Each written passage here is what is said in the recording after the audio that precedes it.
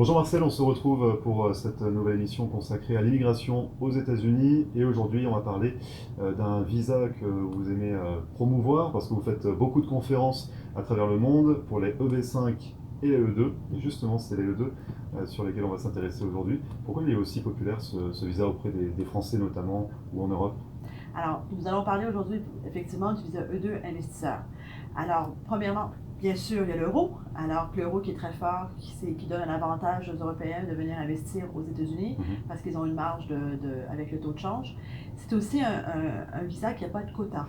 Alors, qui est toujours disponible, qui est disponible à l'année et qui peut être obtenu dans une courte durée. Alors, quand je veux dire une courte durée, en l'espace de 3 à 5 mois, vous pouvez avoir un visa investisseur. Il n'y a pas une longue attente, comme par exemple, nous parlions du EB5, de 15 à 24 mois. Et en attendant, vous ne pouvez pas avoir de période autorisée de rester aux États-Unis. Alors, le E2, c'est un visa qui est relativement simple. Vous pouvez l'obtenir pour une création ou pour un rachat d'entreprise. Les deux sont possibles. Et les montants peuvent être assez bas jusqu'à très élevés. Alors, il n'y a pas vraiment de montant fixe pour le visa investisseur. Alors justement on va développer un petit peu les avantages du visa E2, mais tout d'abord est-ce qu'il y a une alternative à ce visa? Alors, les pays qui n'ont pas de traité avec les États-Unis, comme par exemple le Brésil, le Portugal, la Chine, Mhm. ce sont des exemples, il y en a d'autres, ne peuvent pas faire le visa E2 investisseur. Ils sont obligés de faire le L1 Donc il ne si s'adresse pas à tout le monde, c'est ça. le 2. Mais Voilà. donc s'il n'y a pas d'accord, on bascule sur le L1. C'est ça, c'est l'alternative finalement. L'alternative pour les gens qui ont une société à l'étranger assez Mhm. importante avec un nombre d'employés, ils sont prêts à ouvrir une filiale aux États-Unis. Le visa L1, c'est un visa de filiale. Alors, le E2 est utilisé beaucoup par les Européens parce que la majorité des pays d'Europe ont des traités avec les États-Unis Mhm. et ça permet aux sociétés qui ne sont pas nécessairement des grandes multinationales de venir s'implanter aux États-Unis avec un investissement qui est à peu près qui est raisonnable pour eux.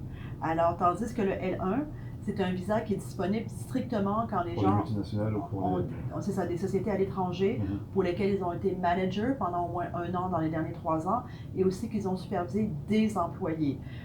Avec le temps, avec les nouvelles administrations que nous avons aujourd'hui, le visa L1 est très, très, très difficile Donc c'est d'obtention. compliqué. Donc le C'est 2, ça. beaucoup plus simple. Comment on peut qualifier, comment on peut être qualifié pour obtenir un E2? Alors, premièrement, il faut regarder s'il y a un traité avec le pays. Il faut également que les gens du pays d'origine aient au moins 50% des parts de la société américaine. Mhm. Ça peut être une personne avec 50% ou ça peut être deux ou trois personnes de la même nationalité qui ont l'origine de ce pays, qui détiennent au moins 50% de la société américaine. Ensuite, ils sont obligés d'investir de l'argent aux États-Unis et créer de l'emploi. Est-ce que le montant est Alors, fixe pour l'investissement ou c'est en fonction du dossier? Alors, l'investissement n'est pas fixe. Alors, Mhm. si vous faites un rachat, bien sûr, ça va être le prix d'achat. Pour une création, c'est le montant nécessaire pour l'ouverture de cette activité commerciale. Alors, est-ce que vous avez besoin d'avoir des nouveaux bureaux, de faire des travaux, du marketing, acheter de l'équipement? Il faut faire un budget. Alors, comme je dis souvent aux clients, c'est pas un numéro que vous sortez d'un Ouais. chapeau et que vous dites, voilà, vous avez besoin de temps. Il faut vraiment regarder projet par projet, combien avez-vous besoin, quelles sont les dépenses autorisées que les ambassades à travers le monde vont accepter. Et aussi, le plus important, qui est très important, c'est pas qu'un investissement, mais aussi quelle va être la création d'emplois. Et pour le E2, contrairement au L1, le visa de filiale, ils acceptent la création d'emplois directs Mhm. et indirects. Alors, direct, ce sont les salariés que vous déduisez les charges, Mhm. et indirect sont tous les sous-traitants, les gens que vous payez à la commission, les gens que vous payez à contrat, qui ne sont pas nécessairement fixes toutes les semaines. Et est-ce qu'il y a un Alors, nombre d'employés à avoir pour pouvoir prétendre au visa E2? il n'y a pas un nombre, mais il faut en créer. Alors, tout dépend de l'activité commerciale. Si vous avez une grande activité commerciale, c'est sûr que vous aurez besoin de plus Mhm. d'employés que de moins d'employés. J'ai des clients qui ont beaucoup de sous-traitants, qui ont moins de salariés. Alors, tout dépend de l'activité commerciale. Mais vous ne pouvez pas avoir une activité que vous allez faire, par exemple, tous les deux avec votre épouse une fois qu'elle a obtenu le permis de travail, parce que ce serait trop petit et ce serait considéré marginal. Alors, c'est une des bases de refus les plus communes, c'est la marginalité de l'entreprise, qui veut dire que la société est trop petite, ça ne va pas créer l'emploi des Américains, ou que l'ambassade ne sent pas qu'elle va être en mesure de donner assez d'argent Mhm. pour faire vivre la famille de l'investisseur. Alors ça, c'est une base de refus que nous avons assez souvent quand les investissements sont inférieurs. Est-ce que le délai est long pour obtenir un visa E2? Les délais sont très courts. Vous pouvez avoir un rendez-vous en moyenne en 4 à 6 semaines. Certaines ambassades sont à 8 semaines, mais par exemple le Canada, la France, c'est d'environ 4 à 6 semaines pour avoir un rendez-vous. Une fois que le dossier est complet, il est envoyé normalement en format électronique dans les ambassades et après, c'est sûr qu'il y a une interview. Les gens doivent se déplacer dans leur ambassade pour une interview sur le visa, la prise d'empreinte digitale, vérification d'identité. Est-ce qu'il y a une possibilité d'avoir un accès premium pour ce visa, pour accélérer un petit peu la procédure? Non, alors contrairement au L1, au visa de filiale, il n'y a pas de premium. Il n'y a que les frais d'ambassade. Alors le dossier n'est pas envoyé dans un premier temps aux États-Unis, comme le visa L1, où il est approuvé aux États-Unis. Il est envoyé directement à l'ambassade, à moins que les gens sont déjà aux États-Unis avec un visa non immigrant et qu'ils veulent changer de classification. Mais tous les visas émis dans les passeports doivent passer par l'ambassade. Alors, il y a une interview. Et comment ça se passe pour la famille, pour les dépendants? Est-ce qu'ils obtiennent également des visas avec l'applicant prioritaire du E2? Alors, les dépendants, alors époux et épouses ont droit à obtenir un permis de travail.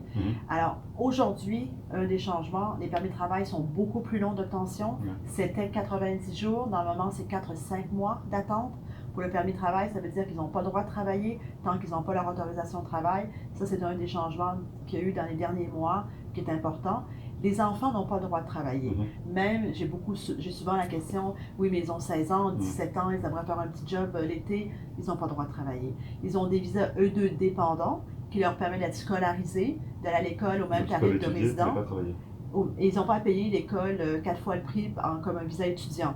Ils peuvent étudier en tant que résidents, mais ils ne peuvent pas travailler et ils n'ont pas le droit au numéro de sécurité sociale. Alors ça aussi, c'est un élément qui a beaucoup de questions. Les gens nous demandent, oui, mais ils veulent conduire. Au bureau de permis de conduire, ils demandent le numéro de sécurité sociale. Ils ne peuvent pas en obtenir un. Alors les enfants, les dépendants peuvent aller à l'école, ils peuvent résider, mais ils ne peuvent pas travailler et pas obtenir un numéro de sécurité sociale. Et il y a une question également que beaucoup de personnes se posent, c'est est-ce qu'avec un visa E2, on peut obtenir une carte verte? Alors, les visas E2, certains de mes clients ont des sociétés à l'étranger. Alors, comme nous parlions tout à l'heure, qu'ils ont conservé avec leurs employés, avec une bonne activité commerciale. Aux États-Unis, la bonne chose du visa E2, c'est qu'il est pour 5 ans. Alors, ça donne le temps aux sociétés de se développer, d'embaucher plus de personnes.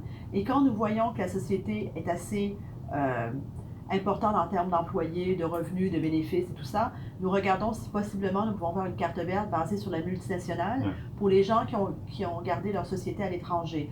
Il y a aussi des cas où les dépendants, par exemple, époux, épouses qui ont un permis de travail, obtiennent une offre d'emploi. Et nous pouvons faire une demande de carte verte basée sur l'emploi. Alors, c'est une autre façon que certains clients obtiennent leur carte verte. Dans la période de 5 ans, beaucoup de choses peuvent arriver. Il peut y avoir une offre d'emploi par une société américaine pour une position permanente. Alors, ça peut arriver de cette façon-là à une carte verte. Ou certains clients font la demande de EB5. Ça veut dire qu'ils ont investi dans une société en direct, ça veut dire qu'ils ont mis 100 000, 200 000, 300 000, et avec le temps, ils ont investi plus d'argent, et là, ils peuvent accéder à une carte verte EB5 basée sur l'investissement et sur la création d'emplois américains.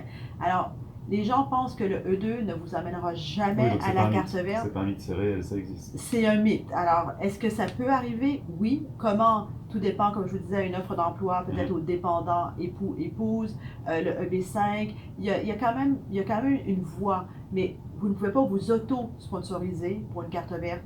Alors, comme pour une carte verte EB2 ou EB3, vous avez besoin d'une offre d'emploi, ça, c'est pas possible. Alors, je crois que c'est là que vient le mythe. Vous ne pouvez pas vous auto-parrainer pour une demande de carte verte avec un visa E2. Votre propre société ne peut pas vous parrainer. Alors, parce que vous la contrôlez. Alors, je crois que c'est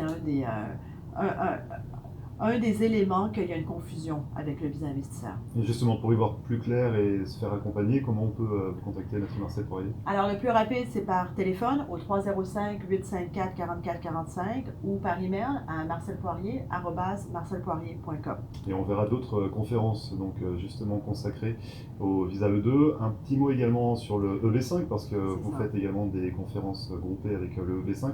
Il y aura encore des changements sur ce visa. Alors, le EB5, les dernières nouvelles, c'est qu'il y a une extension jusqu'au 6 décembre où le montant d'investissement minimum est toujours à 500 000 $. Alors, nous partons justement mercredi pour une conférence en Israël sur les visas, pas les visas, pardon, les EB5, carte verte EB5 par rapport à l'extension maintenant qui est toujours bonne jusqu'au 6 décembre. Alors, bonne conférence et on se reverra très bientôt pour une nouvelle émission consacrée à l'immigration aux États-Unis. Merci beaucoup, Merci Maître Marcel Grégory. Poirier. Merci.